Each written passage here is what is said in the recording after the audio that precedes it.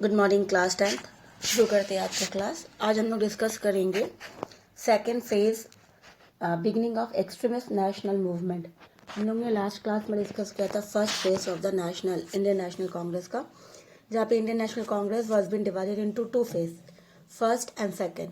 तो first phase में हम लोग ने 1857 के बाद से जो डिस्कस किया था वो फर्स्ट फेज था, जहाँ पे मोस्टली जो थे वेल्दिया क्लासेस थे, मिडिल क्लास थे और इंटेलेक्चुअल्स जो थे वो सारे जो थे मॉडरेट, उनकी थिंकिंग थी moderate and they believes in government, British governments. तो इसी तरह से इसके कारण जो थे उनका डिमांड था कि वो जो भी मांगेंगे ब्रिटिशर्स से वो इजीली उनको with the help of application है, पेटिशन है, जो भी है, और उसको अगर अपने प्रॉब्लम्स को बताएंगे तो वह उनकी प्रॉब्लम सॉल्व कर सकते हैं। इसके व्यू में थे वो, और उन्हें लगता था कि अगर ब्रिटिशर्स इंडिया को छोड़ के चले जाएंगे तो शायद इंडिया का डेवलपमेंट, जो मॉडर्नाइजेशन हो रहा था, वो नहीं होगा, वो रुक जाएगा। तो वो था हमारा इंडियन नेशनल कांग्रेस का फर्स्ट फेज, और उसके हम लोग ने लीडर्स के नाम भी पढ़े थे। अब हम लोग स्टार्ट करते सेकेंड फेज, जिसे एक्सट्रीमिस्ट के नाम से भी कहा जाता है। That was extremist national movement. ये फेज स्टार्ट हुआ, that was during the end of the 19th century के समय। ये end of the 19th century में this movement started, extremist movement, and beginning of the 20th centuries. तो 19 के and से और 20th सेंचुरीज के बिगनिंग में, तो ये फेज था एक्सट्रीमिस्ट का। Now the influences of the people with extremist view point began to increase in the Congress, क्योंकि धीरे धीरे जो था इन्फ्लुएंसेस जो था एक्सट्रीमिस्ट का वो ज़्यादा प्रभावित करने लगा था, क्योंकि इनके जो व्यूज थे वो डिफरेंट थी टोटली फ्रॉम द मॉडरेट से, पूरा का एकदम ऑपोजिट में था। The progress of divisions begins to start in the Congress at the time when the conflicts arose between the extremist reformers on Lokmanya Tilak, Bal Gangadhar Tilak issues on social reforms. Tilak was of the view that there can be no social reforms, no development, no proposed for education, no provisions of a life full of nationalism without Swaraj. तो यहाँ पर कहा जाता है ये जो reform extremist के बीच में जो भेदभाव कन्फ्लिक्ट्स अराइज हुई इनके बीच में, that was moderate and extremist के बीच में, तब जाके इनकी जो चेंजेस आई, तो ये एक रिफॉर्म्स की थी इश्यूज जो लोकमान्य तिलक इन्होंने सोशल रिफॉर्म्स के बारे में इन्होंने कहा था कि अगर हमें अपने सोशल्स को रिफॉर्म करना, समाज को रिफॉर्म करना है, तो हमें टोटली एजुकेशनल की अपने एजुकेशनल के थ्रू और नेशनलिज्म, देशभक्ति की भावना, ये हमें जगाना। जब तक हम उसको सबसे पहले स्वराज नहीं देंगे, फुल इंडिपेंडेंस नहीं देंगे, तो फुल इंडिपेंडेंस कब मिलेगा? जब इंडिया से ब्रिटिशर्स जाएंगे, या फिर हम अपनी इंडिपेंडेंस के लिए लड़ेंगे पूरा, जहाँ पे हम कंसेशन नहीं लेंगे, थोड़ा बहुत हम पूरा का पूरा अपना स्वराज लेंगे। तो इसी तरह से इनके व्यूज जो थे टोटली अलग थे। Now four major leaders or Congress leaders named Lokmanya Bal Gangadhar Tilak, Bipin Chandrapal, Aurobindo Ghosh, Lala Lajpat Rai leads this movement. इन्होंने इस movement को lead किया, that was extremist को। In the beginning of this extremist movement, शुरुआत में जो था emphasis was laid upon the boycotts, imported goods, adopting Indian goods and nationalistic education and सत्याग्रह। तो स्टार्टिंग में जब इन्होंने मूवमेंट शुरुआत किया इस मूवमेंट के लिए, एक्सट्रीमिस्ट के लिए, तो सबसे पहले उन्होंने बाइकआउट को यूज़ किया एज अ वेपन, कि हमें ब्रिटिशर्स की कोई भी जो भी चीज़ें बाहर से आ रही है इम्पोर्ट करके वो हमें यूज़ नहीं करना है, हमें स्वदेशी ही यूज़ करना है, इंडियंस गुड यूज़ करना है। नेशनलिस्टिक एजुकेशंस, देशभक्ति की भावना जगाना उनके बीच में, बच्चों के बीच में जो भी है, और सत्याग्रह, क्योंकि सत्याग्रह जो होता है वो सही दिशा में, सही रास्ते में चलेंगे तो उनको हमेशा रास्ता सही मिलेगा आगे जाके। So they were emphasized on promoting Indian industry so that the Indian could get the opportunities to work. Sub-education policy should be formed in place of government-controlled educational institutions, and the students should be encouraged to bring them in serve of the nations also. तो उन्होंने सोचा कि सबसे पहले promote करना Indian industries को, जिसने सबसे पहले ब्रिटिशर्स ने टोटली डिस्ट्रॉय कर दिया था, तो इसे वापस प्रमोट करें ताकि लोगों को जो है काम करने का जरिया मिले, रोजगार मिले।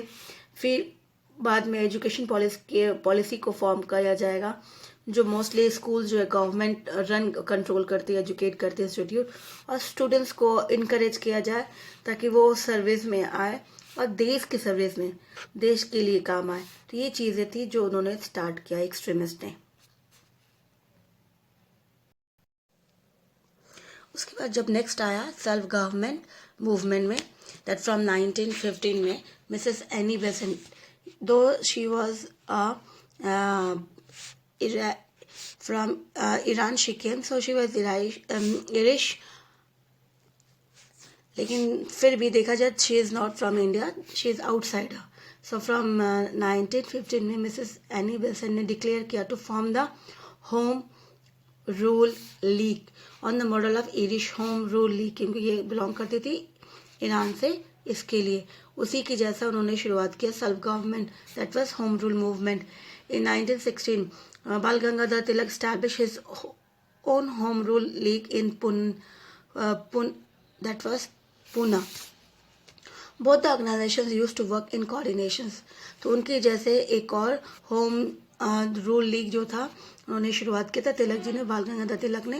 ये दोनों ही लगभग जो थे एक दूसरे को कोऑर्डिनेट करके काम कर रहे थे। The objective was to spread the demand of freedom among the peoples under British Empire. तो इनका दोनों का ही जो रूल्स था बनाया, तो होम रूल मूवमेंट का इंटेंशन था, ऑब्जेक्टिव था कि लोगों को उत्साह करे, अवेयर करे for their demand for freedoms, ताकि वो अपनी आज़ादी के लिए लड़े और उन्हें पता चले कि आज़ादी क्या होती है अंडर द ब्रिटिश एम्पायर। तो इसी तरह से Annie Besant, though she is not from India but she also take part in this movement. फिर नेक्स्ट मूवमेंट आया पॉलिटिकल मूवमेंट, दैट वाज अब ये फेज जो था स्टार्ट हुआ when Mahatma Gandhi entered in India. तो इसके बाद पॉलिटिकल मूवमेंट का एक नया फेज शुरू हुआ। तो यहाँ पे शुरुआत हुई, that was the first Rowlatt act movement when Mahatma Gandhi entered in India from south Africa, क्योंकि वहाँ पर भी उन्होंने सत्याग्रह मूवमेंट स्टार्ट किया था, फिर वापस वो इंडिया एंटर किए। At the end of the First World War, the British government gave the assurance that the Indians will be provided maximum benefits, but the reforms made after the end of the war were unsatisfactory. क्योंकि जब first world war में Indians को फोर्सली उनको send किया गया war के लिए, दो India was not a part of the war, फिर भी इंडियन सोल्जर्स को भेजा गया, इंडियंस को भेजा गया, और इस बेस पे भेजा गया कि when they will come as a winner then they will provide some, that means they will leave the country और they will do something for the country peoples. तो उन्होंने जो रिफॉर्म्स के लिए बात की थी, वो रिफॉर्म जब एंड ऑफ द वर्ल्ड हुआ तो वो जो थोड़ा बहुत जो दिया उनको, दैट वाज आल्सो अनसेटिस्फैक्ट्री, वो सही नहीं था। And rather on the contrary, economic exploitations, rigid restrictions on the press and other exploitative measures were introduced. उसके बदले उन्होंने उल्टा और इंडियन के एक्सप्लॉइट किया, क्योंकि उनको पैसा चाहिए था, वॉर में बहुत सारा पैसा खर्च हो चुका था, तो दे नीड मनी, तो उनको और एक्सप्लॉइट किया गया इकोनॉमिकली, पैसे जैसे जैसे भी हो सके टैक्स कलेक्ट किया जाए, टैक्स को इंक्रीज कर दिया जाए। रिजिड रेस्ट्रिक्शंस बहुत ज़्यादा था प्रेस के ऊपर कि कोई भी प्रेस में इजीली गवर्नमेंट के खिलाफ प्रेस में प्रिंट नहीं कर सकते। तो जिस तरह से जैसा भी हो, जो भी बनाया गया, ये और ज़्यादा स्ट्रिक्ट हो गए। So that was again a reasons कि जब उन्होंने प्रॉमिस किया था कि that when they will serve the country with them in the war, तो they will do something for the country peoples, but इन्होंने कुछ भी नहीं किया। So the Indian people were standingly formally in opposition of the British. तो इसीलिए जो Indian peoples थे वो टोटली अब उसके अपोजिट में खड़े हो गए कि हमें ब्रिटिशर्स की कुछ भी नहीं चाहिए और हमें ब्रिटिश गवर्नमेंट ही नहीं चाहिए। So the government feared a conspiracy and finally it forms a committee under the chairmanship of Sidney Rowlett. तो ब्रिटिशर्स को फिर से लगा कि कोई कॉन्स्पिरेसी हो रही, जैसे 1857 में हुआ था, कोई फिर से रिवोल्ट ना हो जाए बड़ा, तो इससे रिवोल्ट को रोकने के लिए जब उनको समझ में लगा तो फाइनली उन्होंने एक कमेटी फॉर्म की, और इस कमेटी का चेयरमैन जो था वो सिडनी रॉलेट थे। 1917 में ये कमेटी फॉर्म्ड हुई and the bill was formed by this committee, ताकि इंडियंस की प्रॉब्लम्स को सॉल्व किया जाए, क्या चाहते वो। The bill form by this committee was passed by the legislature, और ये जो बिल इन्होंने इस कमेटी ने फॉर्म किया, जो रूल्स बनाए, ये लेजिस्लेचर्स ने पास करते 19 मार्च 1919 में। तो ये फॉर्म्ड हो गया, बिल फॉर्म्ड हुआ, कमेटी फॉर्म्ड हुई 1917 में और बिल पास हो गया 1919 में। तो अब यहाँ पे ऐसा इनकी जो कॉन्स्पिरेसी को रोकने के लिए कमेटी जो फॉर्म की थी, तो कमेटी ने एक इम्पॉर्टेंट रूल्स जो स्टेप लिया था, दैट वाज इसके अकॉर्डिंग कि अंडर दिस एक्ट, इस एक्ट के according any person could be arrested on the basis of doubt, कि किसी को भी अरेस्ट कर लिया जाएगा डाउट के बेस पे, such as a person would have no applied, जो वो आगे जाके अपनी अर्जी दैट वाज कोर्ट में जाके वो लड़ेगा नहीं, उसकी वो चीज़ें नहीं रहेगी, वो ट्रायल नहीं कर पाएंगे, आर्ग्यूमेंट नहीं कर पाएंगे, डायरेक्टली ही will be sent to jail. तो यहाँ पे आर्ग्यूमेंट और लीगल और राइट्स जो भी ट्रायल्स होती है कोर्ट के अंदर वो नहीं होगा, and this was called a black act law. तो ये जो थी जिसे रॉल एक्ट के नाम से कहा गया था, and it will be arrested for 2 years without any trial. ठीक है, तो यहाँ पे जो रॉल एक्ट की जो रूल्स बनाया गया और जो एक्ट पास किया गया था, इसमें ये था कि किसी को भी वो अरेस्ट कर लेंगे on the basis of doubt when they will gathered, कहीं पर भी वो गैदरिंग दिख गए, वो डिस्कशन करते हुए दिख गए, भीड़ दिख गई, तो that person will be arrested without any trial for 2 years। उसको 2 साल की सज़ा हो जाएगी और वो ट्रायल नहीं कर पाएगा कि उसकी सुनवाई होगी कोर्ट में, इस तरह से डायरेक्टली उसे सज़ा मिलेगी। ये रूल पास हुआ था। तो इसके खिलाफ जब महात्मा गांधी इंडिया में एंटर हुए तो उन्होंने इसके लिए भी उन्होंने सत्याग्रह मूवमेंट किया था। अभी सत्याग्रह मूवमेंट जब इन्होंने शुरुआत की तो उसका रिजल्ट नेक्स्ट निकला कि जलियांवाला बाग मैसेकर सामने आ गया। So on 13th April 1919 an assembly was organised at Jallianwala Bagh to protest against the Rowlatt act. इस रॉलेट एक्ट के खिलाफ जलियांवाला बाग में एक ऑर्गेनाइज्ड किया गया, एक मीटिंग ऑर्गेनाइज किया गया बाय दैट पार्टी, और उसके अकॉर्डिंग वहाँ पे वो डिस्कस करेंगे वुमेंस। और उसके अंदर जो थे जलियांवाला बाग में, that was women's, man, childrens gathered in this assembly. और उसमें बहुत सारे मोस्टली ये जो वुमेन्स एंड चिल्ड्रंस जो यहाँ पे गैदर्ड है, दे केम फॉर देयर फेयर। वहाँ पे एक मेला लगा था, दैट वाज बैसाख का ये दैट सीजन्स थे, और उसमें मोस्टली वहाँ पे मेला लगता है, फेयर लगती है, लोग जाते हैं घूमने जाते, बच्चे जाते हैं। तो इसी तरह से दे गैदर्ड, एंड उसी पार्क में ये असेंबली जो थी वहाँ पे मीटिंग ऑर्गेनाइज कर रही थी। So the news when it was went to general Dyer, जब ये जनरल डायर के पास जब न्यूज़ गया तो वो उन्होंने एंटर किया असेंबली के अंदर एंड ऑर्डर्ड, उन्होंने ऑर्डर किया to open fire on the public, कि सभी पब्लिक्स के ऊपर फायर कर दे। Firing continue till the cartridges ended, और ये फायरिंग जो था एक बार शुरुआत हुआ तो ये कंटिन्यू जब तक उनकी कार्ट्रिजेस जो थी, जो उनकी वेपन्स, जो उनकी गोलियां थी, वो सारा जब तक ख़त्म नहीं हुआ तब तक वो कंटिन्यू करते गए। And according to the official statistics, जो उन्होंने ऑफिशियल्स मोस्टली जो रिकॉर्ड होती है उसके अकॉर्डिंग 379 पीपल जो थे वे are killed, but the Congress committee claim that number of people were killed and around one was around thousands। तो ये जो थे ऑफिशियल स्टैटिस्टिक्स था कि 379 पीपल जो थे वो मारे गए थे, बट अकॉर्डिंग टू कांग्रेस कि जो थे मेनली थाउजेंड्स ऑफ पीपल्स जो थे उसके ऊपर ही रिकॉर्ड किया गया।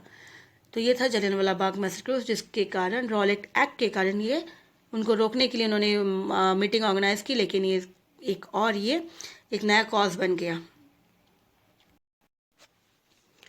तो इसी तरह से ये 1000 ऑफ पीपल्स जो थे वो मारे गए इस जलियांवाला बाग मैसेकर में। तो एक्चुअली जो यहाँ पे सिचुएशंस थी, यहाँ पे जो है मोस्टली बुक्स में इतनी क्लियर नहीं है कि just when Mahatma Gandhi entered in India, so उनके एंटर होने के बाद तो उन्होंने मोस्टली उसके पहले जैसा उन्होंने 3 कंसेक्यूटिव जो थी सत्याग्रह मूवमेंट लॉन्च किया था, 16, 17, 18 1789 दैट वाज था, क्योंकि 19 में रॉलेट एक्ट हुआ था, तो उसके पहले उसके पीछे 3 कंसेक्यूटिव दैट वाज 18, उसके बाद पीछे आ जाएगा 17 एंड फिर 16। तो 16, 17, 18 जो था उन्होंने एक खेदा डिस्ट्रिक्ट्स में किया गया था, एक बिहार में किया था, तो अहमदाबाद में किया था। तो इसी तरह 3 कंसेक्यूटिव सत्याग्रह मूवमेंट उन्होंने लॉन्च की थी आने के एंटर के बाद। तो एक पीजेंट्स के लिए था, फार्मर्स के लिए था और इंडिगो के लिए था, जहाँ पे ये मोस्टली, और उन तीनों ही सत्याग्रह में दे गॉट सक्सेस। तो उसके बाद 4th जो था सत्याग्रह मूवमेंट उन्होंने लॉन्च किया था रॉलेट एक्ट के खिलाफ, जो देखा गया अनसर्टनली ये सक्सेस नहीं हुआ, इसका रिजल्ट उल्टा हो गया कि यहाँ पे जनरल डायर ने यहाँ पे बहुत से लोगों को मार दिया बिकॉज ऑफ जस्ट, क्योंकि रॉलेट एक्ट में ये था ऑलरेडी वो कि नो वन विल असेंबल, वहाँ पे कोई असेंबलिंग नहीं होगी, रूल्स चल रहा था। इसी तरह से लोगों ने वहाँ पे असेंबलिंग किया था because it was a park, ये पार्क था और वहाँ पे मेला लगा था उस एरिया में, तो लोगों को पता नहीं था when the peoples came and assemble here, और उसी में ही पार्क में वो मीटिंग ऑर्गेनाइज हुआ था, तो इसीलिए इतने सारे लोग मारे गए। तो इसके कारण महात्मा गांधी ने ये सत्याग्रह मूवमेंट फिलहाल के लिए स्टॉप कर दिया ना। अब जो नेक्स्ट था वो non cooperation and Khilafat movement, क्योंकि जब महात्मा गांधी को when he realized that people were still not aware of the Satyagraha movement, कि सत्याग्रह मूवमेंट क्या होता है और कैसे करना चाहिए, तो इसलिए हमें एक मास में करना चाहिए, मास मूवमेंट करना चाहिए, एक छोटा मोटा मूवमेंट नहीं, मास मूवमेंट करना चाहिए, ज़्यादा इम्पोर्टेंट होगा हमारे लिए। So that was an opportunity when he get, तो उसको ये अपॉर्चुनिटी आराम से इजीली मिल जाते हैं। Non cooperation movement and Khilafat movement, the Khilafat movement was organised by Indian Muslim in honour of the खलीफा ऑफ टर्की। तो इसी तरह से जब ये सोच ही रहे थे तो that was a two brother, जिसे अली ब्रदर के नाम से भी कहा जाता है, फेमस एज अली ब्रदर। तो वो लोग महात्मा गांधी के पास जाते हैं to discuss to start a movement, क्योंकि वहाँ पे जो थे फर्स्ट वर्ल्ड वॉर जो ख़त्म हुआ था, तो उसके बाद जो खलीफा थे, जो हेड ऑफ द टर्की, क्योंकि ये टर्की ऑलरेडी जो है ही लॉस्ट द वॉर, तो ब्रिटिशर्स ने इनके साथ जो था बहुत ज़्यादा मिसबिहेव करना, उससे ट्रीटीज़ जो भी थी उससे, तो उन्होंने बहुत ही गलत काम किया था। इसके लिए the Khilafa of Turkey was the religious chief of the Muslim society कहा जाता है, was the most religious person of the Muslim society. तो this movement created the atmosphere of national unity in India. तो इसके लिए ब्रिटिशर्स से लड़ने के लिए that two brother went to Mahatma Gandhi, तो इससे उनको लगा कि एक जहाँ पे एक मास मूवमेंट चाहिए था, जहाँ पे mass means every religious to take part in this, तो डायरेक्टली इनडायरेक्टली महात्मा गांधी ये भी जो थे वो लड़ना किससे चाह रहे थे, ब्रिटिशर्स से चाह रहे थे, और इंडियंस भी वो दे आर डिमांडिंग स्वराज, वो ब्रिटिशर्स से चाह रहे थे, तो दोनों ही ब्रिटिशर्स था, तो इजीली तो एक नेशनल यूनिटी जो थी क्रिएट हो सकती थी। तो इसीलिए Khilafat day was celebrated, Mahatma Gandhi ने डिसाइड किया कि we will help and we will fight together. तो Khilafat day was celebrated in the entire country on 19 October 1919 में, and Gandhi ji also participate in this movement. और इसके साथ साथ उन्होंने रिटर्न, उनको जो ऑनर दिया गया था केसरी हिंद का, he return the honour of Kesari Hind, उन्होंने उनको ये वापस कर दिया। This movement ended on 10 August 1920 along with the treaty of Sèvres. According to the provisions of this treaty, Turkey was divided and was declared as a democratic nation and the post of Khalifa was abolished.